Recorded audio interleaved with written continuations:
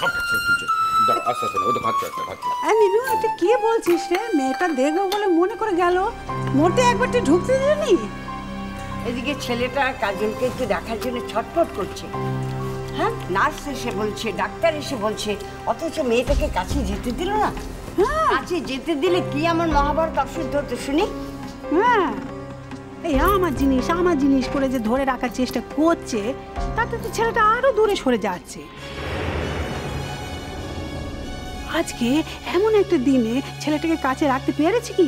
পারিনি তো। তা লাভটা কি হলো? কি তাতে? একটা কথা বলছি মা, কিছু মনে করবেন না। এখন এইসব কথা না বলে আমার ছেলেটা যাতে সুস্থ হয়ে তাড়াতাড়ি বাড়ি ফিরে আসতে পারে, ঠাকুরের কাছে সেই প্রার্থনাই করুন।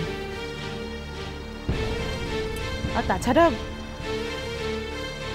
এটা ভাগাভাগি করার সময় নয়।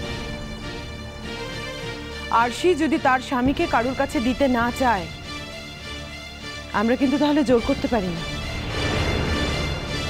মানুষ তো অনেক সময় অনেক কথাই বলে। আমরা তো ঘুমিয়ে অনেক স্বপ্ন দেখি, কিন্তু ঘুম ভাঙার পর আমাদের কি সব স্বপ্নের কথা মনে থাকে? না থাকলেও তা আমরা করতে পারি। আমার ছেলে এখন অসুস্থ, ও যা বলছে, যা করছে, সব কি ধর্তব্যের মধ্যে পড়ে? হ্যাঁ, শোনো মেজে বৌমা, তুমি বলবে তারপর আমরা ভগবানের কাছে নীলের জন্য প্রার্থনা করব, তুমি কি তাই ভাবো?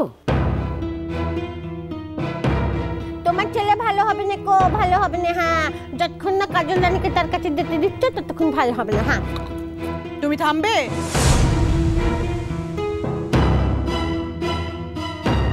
থামবে কেন মেজে বৌদি? ও তো অবোধ, তা অবোধ মেয়ে হিসাবে এইটুকু কথা তো ঠিক বলেছে। একটা কথা বলবো মেজো বৌদি? কিছু মনে করো না। আমার মনে হয় এই সময় তোমাদের প্রায়োরিটি হওয়া উচিত তোমাদের ছেলে নীল। কারণ ও এমন একটা মেন্টাল ট্রমার মধ্যে আছে, ও তো এই বিয়েটাকে অ্যাকসেপ্টই করতে পারছে না। এই সময় যদি কাজলের সঙ্গে ওর দেখা হতো, যদি ও কাজলকে একবার চোখের দেখাটুকুও দেখতে পেত, আমার মনে হয় নীল তাহলে আরো তাড়াতাড়ি সেরে উঠত।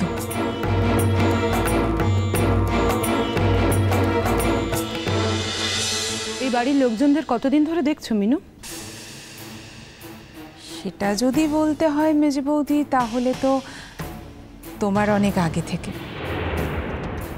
তোমাদের বরং ইদানিং দেখছি। এখনো তো এই বাড়ির বউ হয়ে আসনি মিনু, এখনই এত কথা বলছো? আমি যে কথাগুলো বলছি সেগুলো বলার জন্য বাড়ির বউ হয়ে আসার বোধহয় খুব একটা দরকার নেই মেজে বৌদি। বাড়ির মেয়ের জায়গায় দাঁড়িয়েও এই কথাগুলো বলা যায়, কারণ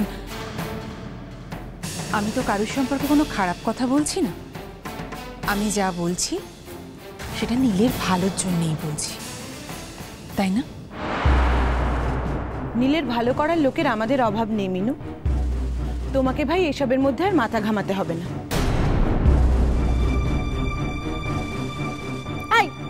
তুমি ওকে এমন ধরে কথা বলছো কেন? হ্যাঁ, ব্যাপারখানা কি তোমার? কি ব্যাপার?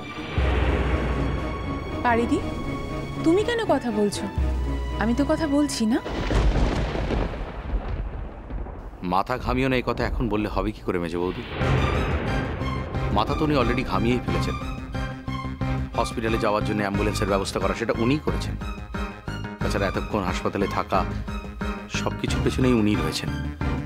তাই মাথা ঘামিও না এই কথাটা তো এখন বললে আর চলবে না, তাই না?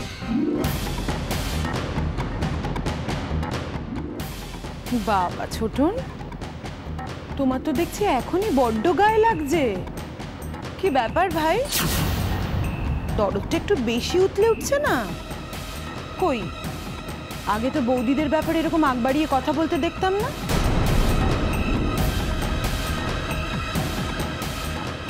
আপনার কি আমাকে বোবা বলে মনে হয়? কি মনে হয় আপনার আমি কথা বলতে পারি না? আপনাকে কে বলেছে আমার হয়ে কথা বলতে? বলুন, কে বলেছে? আর মেজ বৌদি, কার কোথায় কখন কিভাবে দরদ উদলে উঠবে সেটা আগে থেকে কেউ বলতে পারে?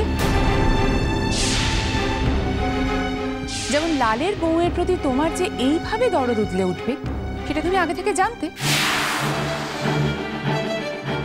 কিংবা কাজল যে হাজার চেষ্টা করে তোমার পায়ে মাথা খুঁড়ে ফেললেও কোনো দিন যে সে তোমার মন পাবে না সেটা তুমি জানতে আগে থেকে?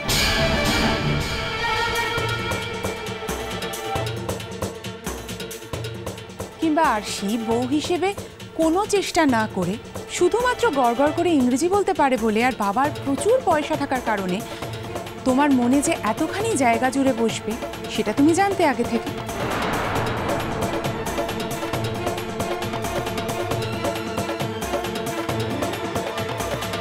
তাই আমার জন্য কার কিভাবে কখন দরদ উদলে উঠবে সেটা তো তুমি বলতে পারো না। আর আমার জন্য যদি কারুর দরদ উদলে ওঠে সেটা তো তোমাকে জিজ্ঞেস করেও হবে না মেজ বৌদি।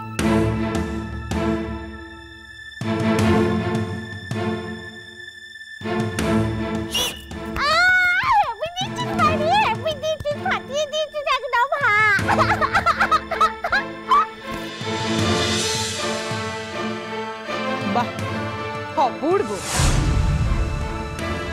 ছোটন, একটা কাজের কথা বলো দেখিনি বাবা। ডাক্তার কি আজ ওকে ছাড়তে পারবে নি? আজ কি বলছো মা? কবে ছাড়বে সেটাই তো ডাক্তার। দেখ ছোটন, প্যান্ডেলে তো লোক আসা শুরু হয়ে গেছে, তোরা আজ থেকে নিয়ে এলে পারতিস। তোর বাবার বড়দাদার মুখ তো ব্যথা হয়ে গেল সবাইকে জবাব দিতে দিতে। আরে সবাই তো আসছে বউ দেখতে না।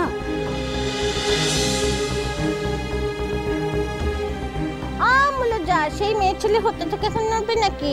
সে তো আর নীলকুমারকে ভালোবেসে হতা পড়ে নেই, সে আছে কাজল রানীর ভয়ে। সে হতা থেকে সরলেই যদি নীলকুমারের কাছে কাজল রানী চলে যায়, তাই হতা গেড়ে বসেছে। ওকে চিনি না নাকি বাপু? খুব হারে হারে চিনি।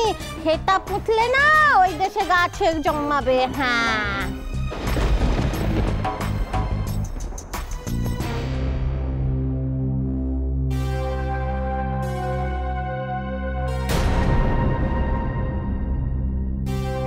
এসেছো?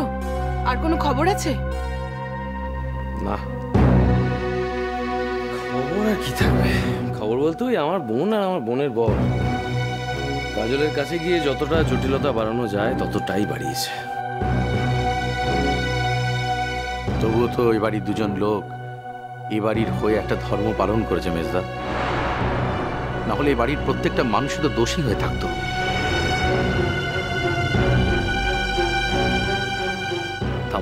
থামো, এইসব ব্যাপারে তো দেখি তোমার খুব উৎসাহ, কিন্তু নিজের জীবনে কাজের কাজটা কিচ্ছু করে উঠতে পারোনি না? আচ্ছা শুভ, তুমি সবসময় ওর সঙ্গে এমন ভাবে কথা বলো কেন বলো তো? কি পাকা ধানে মই দিয়েছি তোমার? হ্যাঁ, তোমার ভাইটি আর ছোটটি নেই। হ্যাঁ, ছোটটি নেই। সবসময় এইভাবে হেলা ছেড়তে বলে কথা কও। ওর কি মান সম্মান বলে কিছু নেই নাকি? আছে নাকি? জানতাম না তো। তা কবে থেকে হলো মান সম্মান এসব বোধ? কবে থেকে হলো? শুভদা, তুমি কি তোমার ছোট ভাইকে নিজের মতো মনে করো নাকি?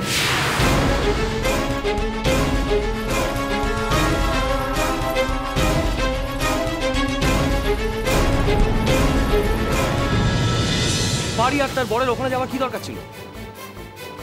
কেন গেছিল ওর ওখানে? সে মেয়েটা এসে কেন ছাটার মতো হসপিটালের মতো দাঁড়িয়ে রয়েছে সবার সামনে? সেবেলা কিছু না, না?